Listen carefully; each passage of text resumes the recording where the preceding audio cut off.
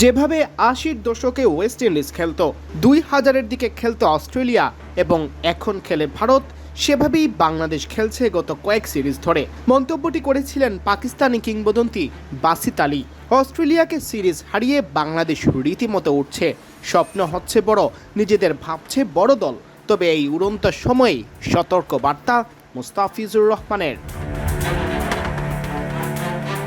স্বল্পভাষী মুস্তাফিজ জয়ের পর ড্রেসিং রুমে টিম মিটিংয়ে তুলে ধরেছেন খুব গুরুত্বপূর্ণ এক বিষয়। বল হাতে ভালো শুরুর পরও নিচের দিকের ব্যাটাররা বাংলাদেশকে ভোগাচ্ছেন, এই দৃশ্য নিয়মিতই দেখা যায়, যার সর্বশেষ দেখা গেল সিরিজ জয়ের ম্যাচেও। ৮১ রানে অস্ট্রেলিয়ার ৬ উইকেট পড়ে গেলেও মার্নাস লাবুশেন ও জাভিয়ার বার্টলেটের দুর্দান্ত পার্টনারশিপ ভুগিয়েছে টাইগারদের। তা না হলে ম্যাচটা হয়তো আরও অনায়াসে জিততে পারতেন মিরাজ শান্তরা। সপ্তম উইকেটে ১০৩ রানের জুটি করে বাংলাদেশকে বেশ ভুগিয়েছে সফরকারীরা।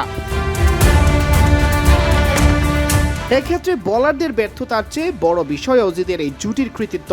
তবে যখন বাংলাদেশ এমন পরিস্থিতিতে পড়ে ব্যাটারদের এভাবে জুটি করে ম্যাচ বাঁচানোর চেষ্টা করতে খুব কমই দেখা যায়। ড্রেসিং রুমে সেই বিষয়টি তুলে ধরেছেন মুস্তাফিজ।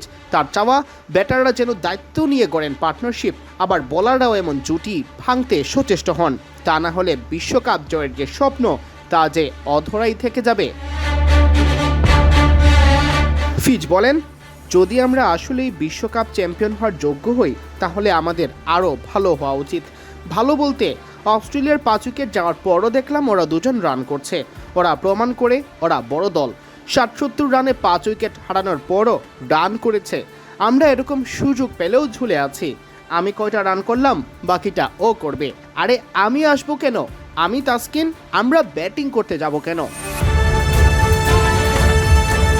এছাড়া নিজেদের বড় দল ভাবার আগে প্রতিপক্ষের জমাট জুটি দ্রুত ভাঙার তাগিদও দেন কাটার মাস্টার। তিনি বলেন, আমার মনে হয় ২টা উইকেট নেওয়ার মতো ছিল।